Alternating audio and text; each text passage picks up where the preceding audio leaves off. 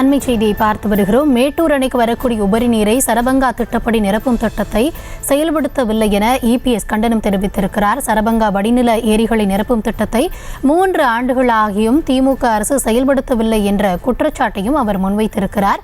சரபங்கா வடிநில ஏரிகளை நிரப்பும் திட்டத்தை 3 ஆண்டுகளாகியும் திமுக அரசு செய்யவில்லை என்பது குறித்தும், மேட்டூர் அணைக்கு வரும் உபரி நீரை சரபங்கா திட்டப்படி நிரப்பும் திட்டத்தை திமுக அரசு செயல்படுத்தவில்லை என்பதை குறிப்பிட்டு இபிஎஸ் தரப்பிலிருந்து கண்டனமானது தெரிவிக்கப்பட்டிருக்கிறது. அது குறித்த அண்மை செய்தியை நாம் தற்பொழுது பார்த்து வருகிறோம்.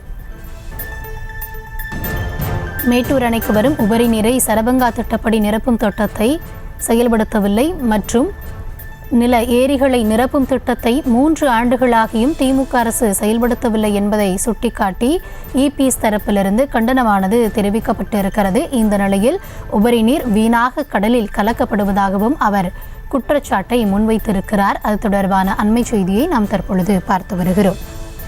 விரிவான விவரங்களோடு இணைகிறார் எம்முடைய செய்தியாளர் ராஜேஷ்.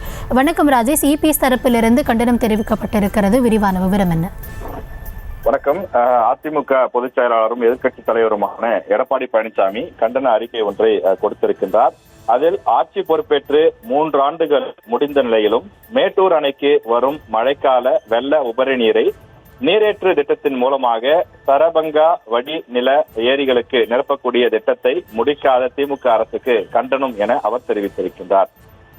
அதிமுக ஆட்சி காலத்தில் பல மக்கள் நல திட்டங்கள் துவக்கப்பட்டது என்றும், மேட்டூர் அணை நிரம்பி 120 அடியை கடந்தவுடன் வெளியேற்றப்படும் உபரி நீர் கடலில் கலந்து வீணாகும் சூழலில் அச்சமயத்தில் மேட்டூர் அணைக்கு வரக்கூடிய மழைக்கால வெள்ள உபரி நீரை நீரேற்று பாசனம் மூலமாக சேலம் மாவட்டத்தில் இருக்கக்கூடிய சரபங்கா வடிநிலத்தில் உள்ள வறண்ட 100 ஏரிகளுக்கு நீர் வழங்கக்கூடிய திட்டத்தை சுமார் 565 கோடி மதிப்பில் செயல்படுத்த திட்டமிடப்பட்டு 2020 அதற்கான அடிக்கல் நாட்டு விழாவை தான் தொடங்கி வைத்ததாக எடப்பாடி பழனிசாமி அவர்கள் குறிப்பிட்டிருக்கிறார். இவ்வாறு தொடங்கப்பட்ட அந்த திட்டம் தொடர்ந்து செயல்படுத்தப்படாமல் இருக்கக்கூடிய காரணத்தால் தற்போது விவசாயிகள் பாதிக்கப்பட்டிருப்பதாகவும், இதனால் ஆயிரக்கணக்கான கிணறுகள், ஆழ்துளை கிணறுகள் நீர்த்தெரிவு பெறக்கூடிய வகையிலே இந்த திட்டம் வடிவமைக்கப்பட்டும் வீணாகிவிட்டதாக அவர் குறிப்பிட்டிருக்கிறார். தொடர்ந்து இதனால் சேலம் மற்றும் அதனை சுற்றி இருக்கக்கூடிய மாவட்டங்களில் விவசாயம் மற்றும் குடிநீர், கால்நடை வளர்ப்பு போன்றவை பாதிக்கப்பட்டிருப்பதாக அவர் குறிப்பிட்டிருக்கிறார்.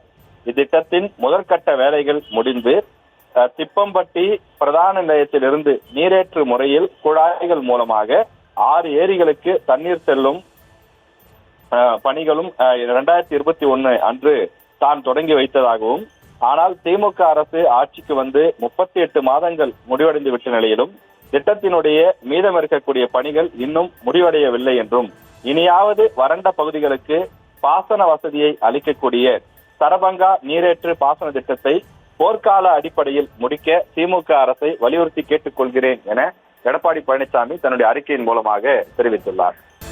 தற்போது விவரங்களுக்கு நன்றி ராஜேஷ். செய்திகளை உடனுக்குடனும் துல்லியமாகவும் தெரிந்து கொள்ள சப்ஸ்கிரைப் பண்ணுங்க.